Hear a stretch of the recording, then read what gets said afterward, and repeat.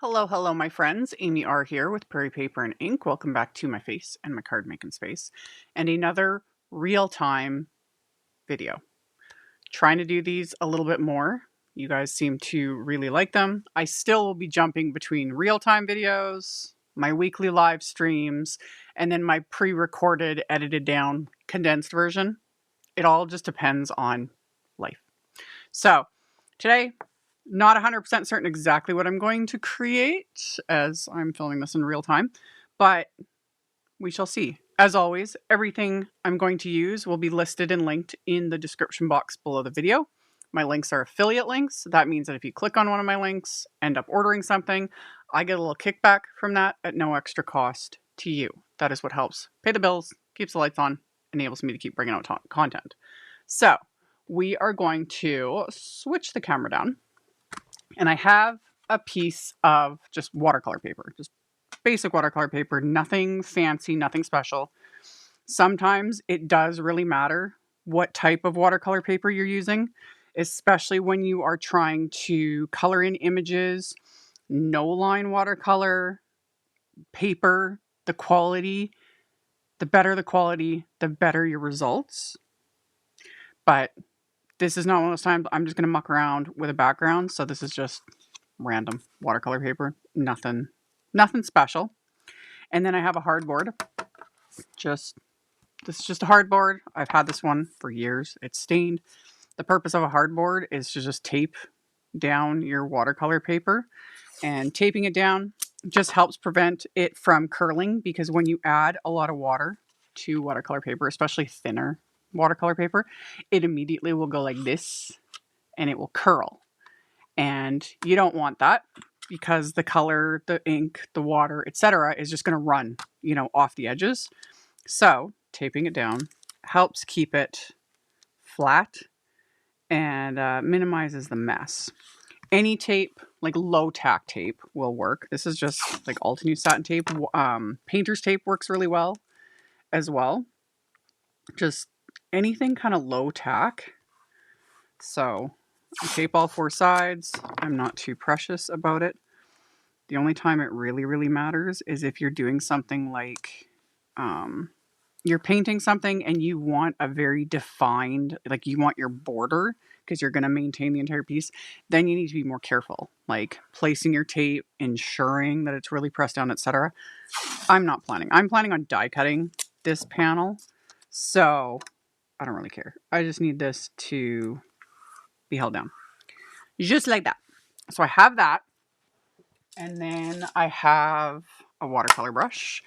Any watercolor brush will work for this. It does not matter. It just doesn't matter. And then the other thing I need is one of my little palettes, which it looks like one of them has grown legs and walked off. I wonder why. Why am I not surprised though at the same time? Okay. Non-porous surface. It doesn't have to be a palette like this. It really doesn't. It doesn't matter. Jar of water. Oh, and then the other thing I want to do before I get, because I am planning on getting quite messy with all of this, is, let me lift this out of the way. I am going to just lay out one of my flour sack cloths. This just helps absorb some of the mess. So I've got watercolor paper, palette, and then 2 reinkers and just an ink pad. I did a video recently using these, and I created a background that I die cut from, and I just absolutely loved how these 3 colors looked. And I'd said in that video that I was going to revisit this whole idea, and I am. So I've got, Simon Says Stamp, these are Pawsitively saturated reinkers. So I've got Fawn and Cookie. So like a couple drops is more than enough. And I've talked about this before, when it comes to watercoloring with reinkers, as long as it's water reactive ink, you can totally do it. The thing to remember with reinkers is they are very concentrated. They are meant to reink your ink pads. So if you're going to watercolor with them, make sure you're adding water. Because if I was to just like pick this up with my brush and get like concentrated color, it's most likely not going to dry, because reinkers are meant for ink pads. So there's additives in them to keep them from just drying. So you could use liquid watercolors. That would work awesome. Regular watercolors, you know, sky's the limit. But anyway, Rankers, Fawn, Cookie, and then WOODSY, just the ink pad. I could use a re-inker as well, but it's in a container and yeah. So I'm just going to smush a little bit on there. And then I want to add some water. Just get it really good and wet with water so that everything can move. So completely cover this entire panel of watercolor paper with water. I've also got another cloth here that I can use to wipe my brush on in between things or if it gets too wet. And then all I'm going to do is just drop some water even into these little piles just to thin things out, and then start slapping the color on. And I'm not, you know, creating any sort of special ombre or, you know, I don't care. I want things to move and blend into each other. That's why I got it wet first, because as you can see, things are just moving. I'm not even cleaning my brush in between colors. I'm just going to let them like do their thing. And then another thing I really like to do is pick this up and splatter these colors. It's interesting how when you splatter wet on wet, sometimes like some of it will just disappear, and then other parts, depending on the colors used, etc., will like push color out of the way. It just creates such a neat look. And I'll go in with this darkest one. And this is what I talk about with, you know, my particulars when it comes to splattering. When you want defined splatter, you know, you don't want it all spread out and splotchy. Make sure your background is dry. There's a method to the madness. So we have all of that. And then I'm going to add a bit of white gouache to this as well. Just a little bit. We don't need a whole lot. I'm going to use my splatter brush for the gouache because I don't want to get a bunch of gouache built up in my watercolor brush. So my little splatter brush will work. Pick up a bunch of water with this.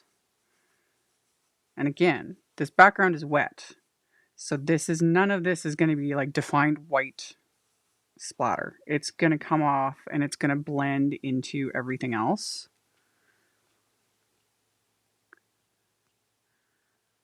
And just create this really neat background. And see how it just kind of spreads into things. This is fun. Okay. I'm happy with how this looks. So I am going to let this completely dry, aka I'm going to pause this and just speed it up with my heat tool. You can let it air dry. That would be fine. It honestly doesn't matter. But I am an impatient person, so I'm going to just speed this up with the heat tool, and then by the magic of, you know, video editing, it'll be dry in a minute. Okay, so this is now dry. So we just gotta peel off the tape. This is why you want low-tack tape. So it minimizes the chances of it tearing. That's where satin tape or painter's tape comes in really handy. If the tape is not releasing nicely, or if it is like a stronger tape, anything like that, make sure you're pulling it against itself. Just like so. And then that will minimize tearing, especially again if you technically are trying to maintain your borders. Like I said, I'm die cutting this, and in some spots it's already lifted off. So we've got that, just like so. And then I just grabbed another scrap of the same watercolor paper, and I'm just going to paint on. I'm actually going to add some more. I'm going to use a little less water here. I just need something to die cut from because I'm going to be doing some florals. So I want to add that woodsy color. And I'll just paint that on just like that. Let this dry, and then I can die cut that as well. Okay, dry background, and then petal tip labels, wafer die set. I've already used these on multiple cards, and I will continue to use them. There's something about this shape. I love it. I love it so much. So I'm just going to center this, doesn't really matter. And then I'm going to die cut this background with that wafer die. So run that through my die cut machine. And then while I am, while I've got all of my little die cut bits, so there's our background. Love it. Set that aside for a second. I am going to use, I have a pile of so much random stuff. Okay. Divine Peony wafer die set. I've used this in multiple videos. And then I pulled out the Lush Leaves wafer die. And for the Peony, I am going to die cut this from Vellum. I did a video recently where I did Vellum florals, and I just love how it turned out. And I was thinking about, I was like, what other floral wafer dies do I have in my stash that I could do this with? And this one works because it has, a defined flower center that I can use to cover up the adhesive, which will make sense in a second. So for this, all I need is the petals. I don't want any of the greenery. And since this is vellum, it's actually super easy. I can literally just kind of line up my vellum. There we go. Since I can see through it. This is Simon Says Stamps vellum. It's the same vellum I've been using for more years than I can even remember. So I've got my vellum. And then the flower center portion is right here. So I can just like line up. I don't need this entire piece. I can just, this piece that I'd painted with the woodsy ink. So I can just kind of line those up like so. Make sure my vellum's in place. This is in place. And then just lay this onto my magnetic mat. And then, because I have the space, I'm going to die cut. I just want this shorter leaf sprig. And again, since this is connected, you can't separate it. I just line her up. Again, I don't need the rest of this, so I can save that scrap for a different project. And then just like so.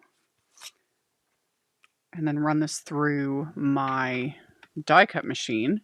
And I do this quite often when I am doing a lot of die cuts, is die cut everything or as much as possible all at once and then set it all aside. So all of this I actually was doing while I was letting things dry, etc. I was running through more die cuts, and then I just stick them on my little tray here, and they're all ready to go. I'm probably only going to use 2 leaf die cuts, but I just wanted to show the die cutting. As always, when I've got extra pieces, I just put them in the packaging, and I'll save them for a future project. Dig out the actual little scraps because I don't need any of those. There we go. So we've got our pieces for the blooms, the centers, and then those leaves. Okay, so then to assemble our flowers, it's super simple. Like I've mentioned ad nauseum over the years, vellum glue shows through vellum, and you got to get creative with hiding it.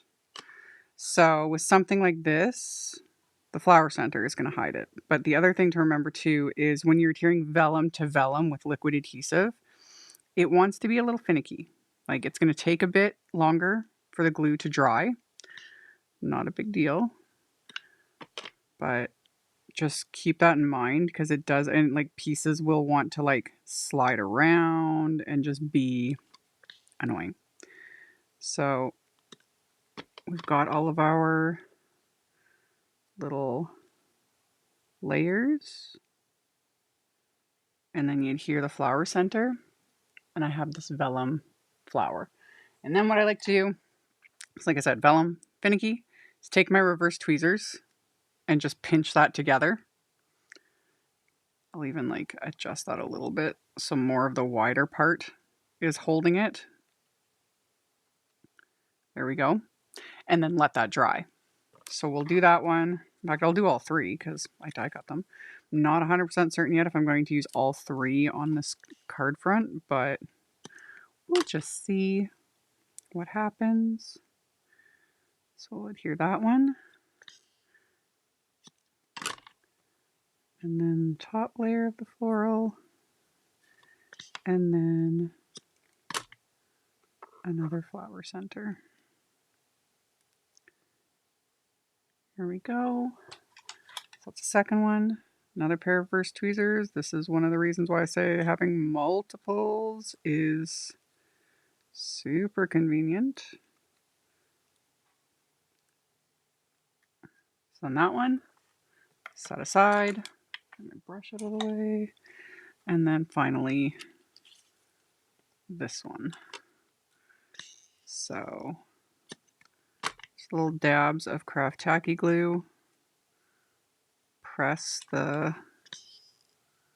layers of vellum together. And then, here we go.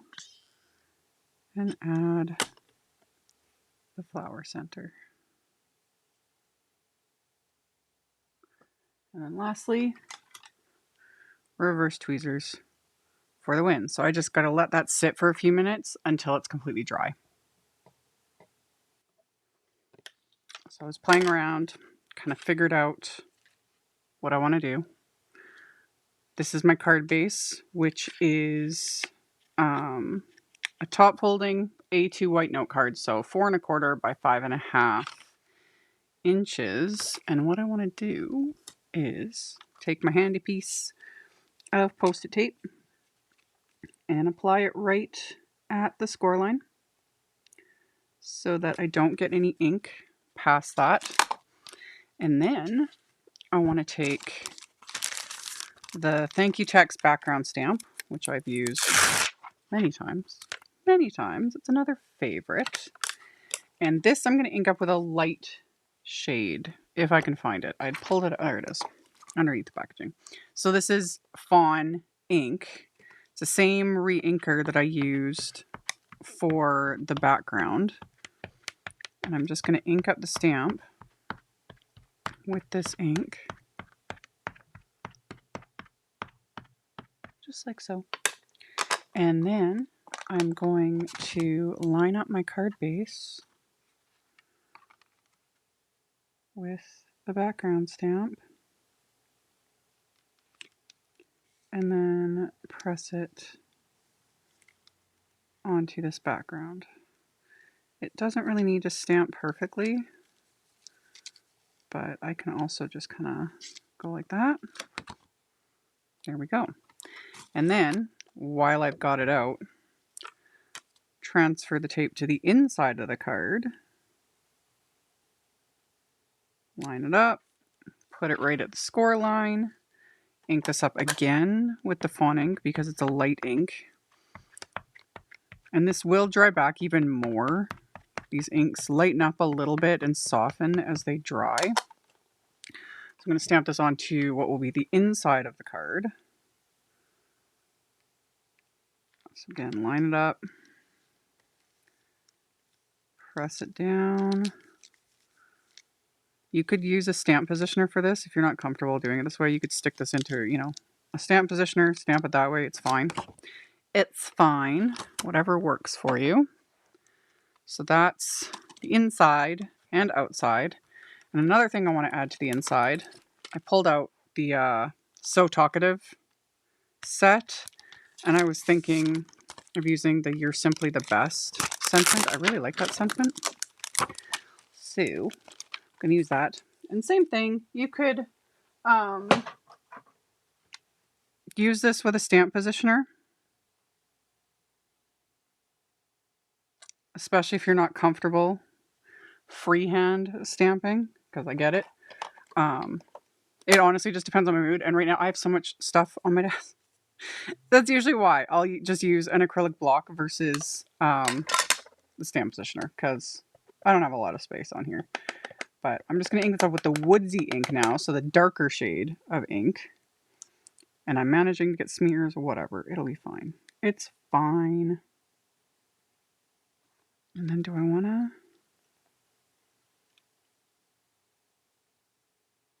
Yeah, instead of... I was going to center it, and I'm getting ink on me. Yeah, I like that. Let's put that like that. Love it. So I've got that stamped, and then I'm going to adhere. So I'm only putting glue right behind the center so that nothing else shows through. I just love how it just fits right there. Couldn't have, planned that better if I'd tried. Okay. So we got that adhered into place. Kind of annoyed now by that little smear. So I'm just going to take my mono sand eraser and attempt to remove some of it. Here we go. There, it's not as obvious now. Mono sand eraser for the win. So that kind of fixed that up, just like so. So there's the inside of our card.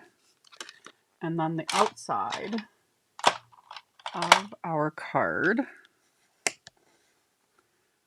Reinforce that fold. And then we've got that going on. This I'm going to pop up with Big Mama foam tape so that it's got a little bit more dimension to it. So I'm going to cover the back of this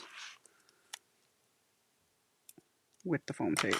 So this will give a bit of dimension, not a lot, because the Big Mama foam tape is actually really, really thin. And that's why I love it so much, because it doesn't bulk up my cards. But again, it's a mood thing. It just depends on how much dimension I want. So, Big Mama foam tape for the win. And then I've got, I've shown this in a few videos now. Siren released this little adhesive lifter. It's got little teeth on it. So if you struggle with removing the backer to foam tape or score tape, redline tape, etc., this thing, game changer. You just kind of drag it across the edge and it just peels back that backing paper. I don't really have an issue anymore with the Big Mama foam tape. Those that might remember way back in the day, like years and years and years ago, it used to be the biggest pain to remove the backing, and then they fixed it and it's not near so bad. But again, if you struggle, this little doomahickey, amazing. So gonna kind of line this up, center my panel like so, and then for my florals and leaves, one of these I'm going to edit. I'm going to take that out of there. So again, because we can see through vellum, you got to be creative if you're adhering anything else behind it. Although I die cut these leaves from Nina Desert Storm cardstock. So it's kind of very tone on tone, which is nice because through the layers of vellum, you can't overly see it exactly. So it's not like a big concern if things aren't adhered, you know, perfectly. But still, you got to get a little creative with where we want to place things. So I'm just going to run a little line of adhesive and then adhere that like so.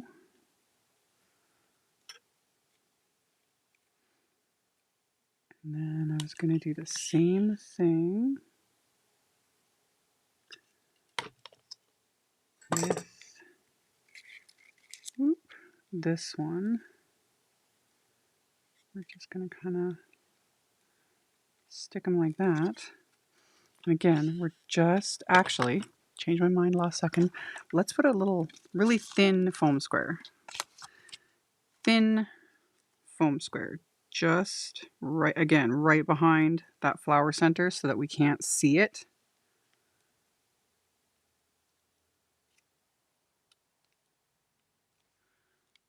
So again, it creates just a hint of dimension.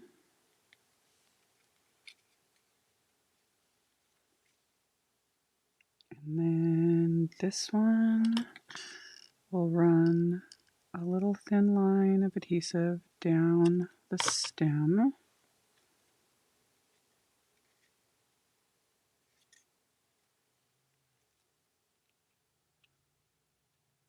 And then again, put a little foam square directly behind the flower center. I'm going to kind of tuck it in there like that. Yay! And then speaking of doing die cuts and saving the pieces, I forget what project I last used. This is the big Fancy Thanks wafer die. I had pulled it out and I was like, man, this package is really fat. And I had put the extra die cuts that I had planned for a previous project, don't remember which one, but love that for me. So I didn't have to actually do any extra die cutting because it's already here. So that's nice. Thanks, past self. So all I got to do is pop these out. And then I'm going to stack these together because as the fabulous Laura Fedora, aka Laura Basson, says, or she sings it, I do not sing it. I'm not going to start doing that. It's really cute when she sings it, but not when I do it. But yeah, dimension is life. And with die cut sentiments, especially, I really like having multiple layers. And it is going to depend on the type of cardstock you're using. Although honestly, even for me, even if I'm using thinner cardstock, like this is the same as my card base. This is Simon Says Stamps, 120 pound smooth white cardstock. So it is a good, like, heavy weight. But even if I was using like a thinner cardstock, like say a 90 pound weight, I probably still would stick to 3, maybe 4 max if I was feeling up to the die cutting and the layering. It honestly would just depend. But generally just my little OCD like rule of thumb is 3 layers. It just gives extra stability, but more than anything, it gives dimension. And it just looks better. So there we go.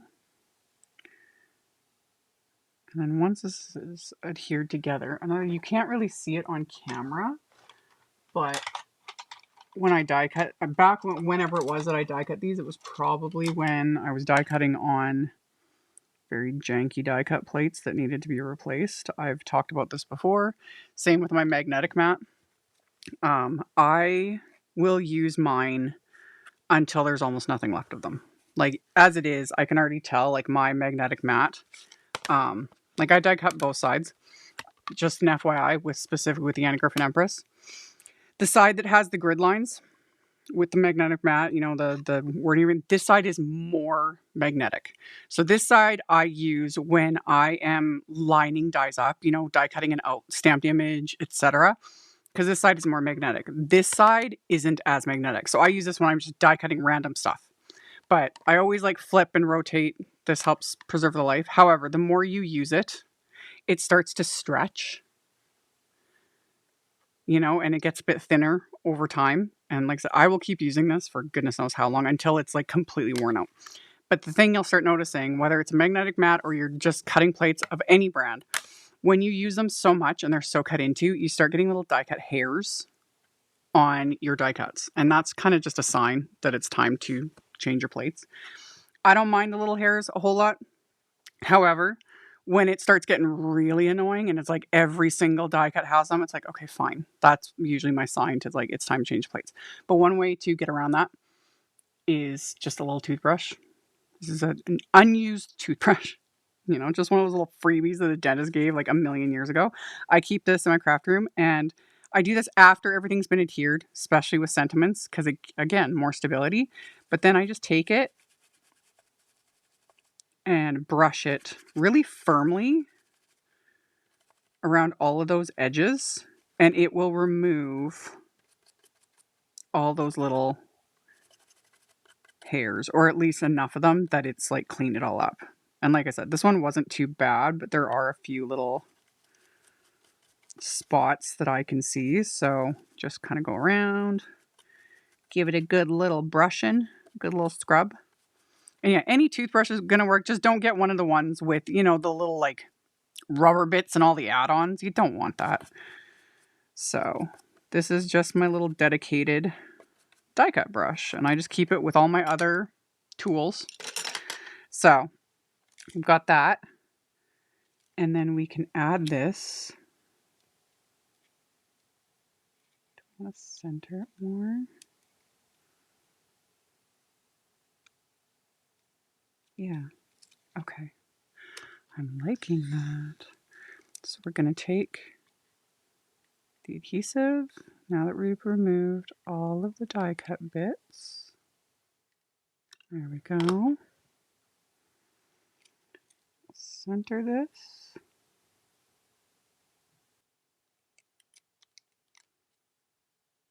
I did manage to get a bit of glue on there, but that's okay. I'm going to quickly wipe off any of the glue that got on the vellum. There we go. Again, make sure I've got that straight. Yes. So we've got that. Love it. Love it. And of course we need more splatter. Like, you guys know. You guys know it is what I love to do.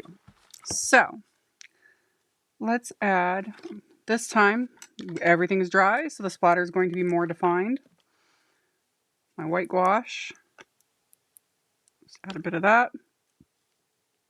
This time, I'm not adding as much water to it as I would, like as I did when I did the background. I watered it down even more. This time, not quite so much water, so it's not thinned out as much. As I say that, and I actually added more water than I wanted. But to fix that, just add a little bit more gouache.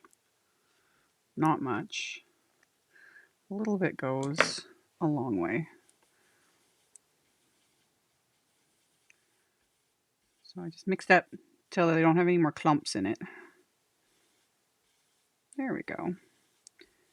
There we go. Okay. So now,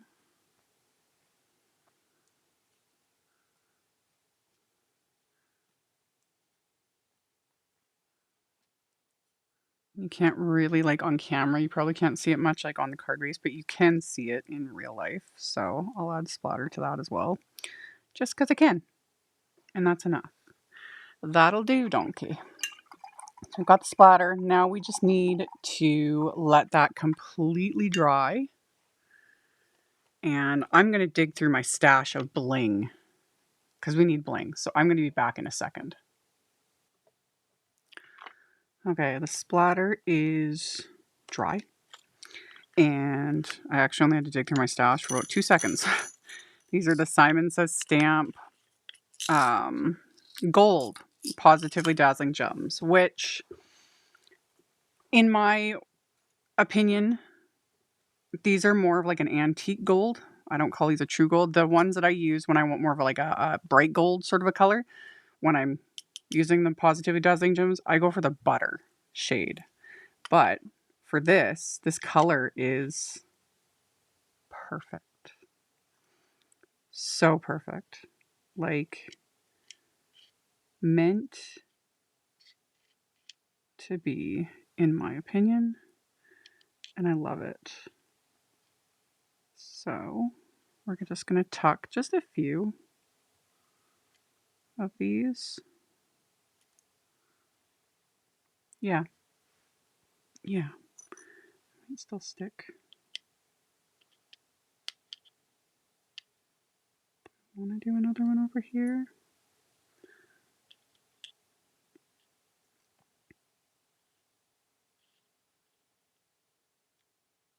Yep, I do.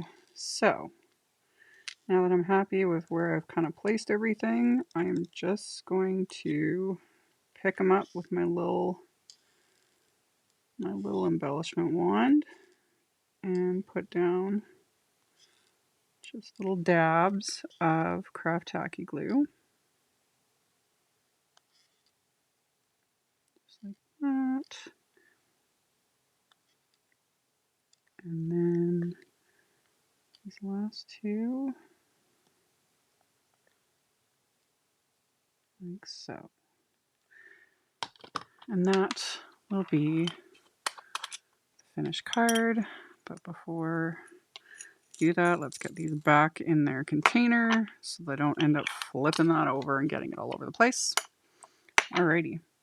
And there we go. So we've got that background that I did with the Cookie and Fawn re-inkers and then the WOODSY ink. And again, I could have used it like a drop of the WOODSY re-inker, but it's in a container. So it works. And then the background stamped with Fawn ink. And then my Vellum flowers. There's something about Vellum.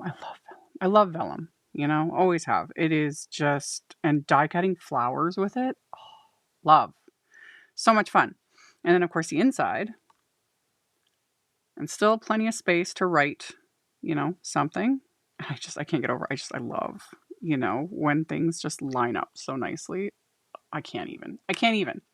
So there's a finished card.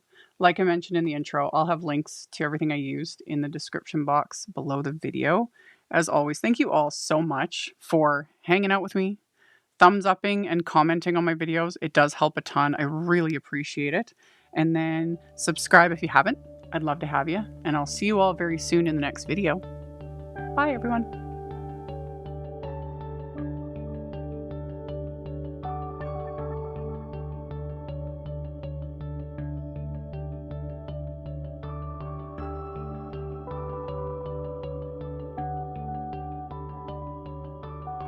Thank you so much to my amazing Patreon supporters. For anyone that might be interested in joining my Patreon community and supporting me, the link to my Patreon is in the description box below the video. For everyone else, as always, thank you all so much for taking the time to watch my videos, for thumbs upping, commenting, subscribe if you haven't, I'd love to have you. And here's a couple other videos for you to check out in case you missed them. Bye!